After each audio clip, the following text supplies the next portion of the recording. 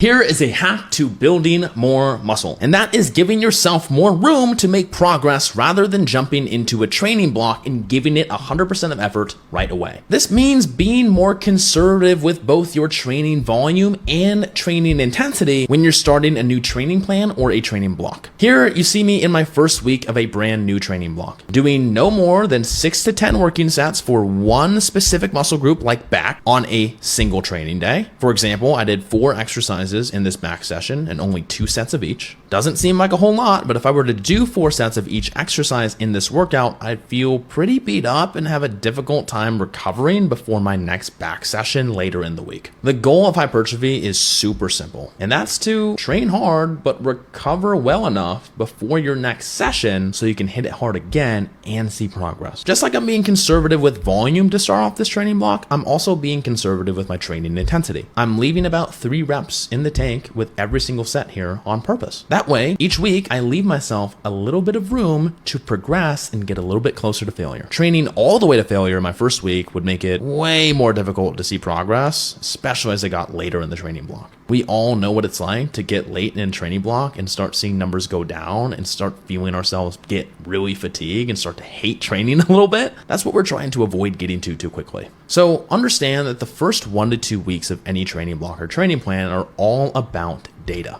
You will not get it perfect your first week. You will not choose the perfect amount of load. You will not get your intensity perfectly in most cases or for all your sets, and that is okay. The idea is to leave room for error and maybe even undershoot a little bit. So that way you can go into the next week, have clarity on what you can improve, where you can push yourself a little bit harder. In the grand scheme, typically training blocks last about 4 to 8 weeks. And if you want to see progress all the way throughout that training block, make sure you save a little bit of room in the tank at the beginning.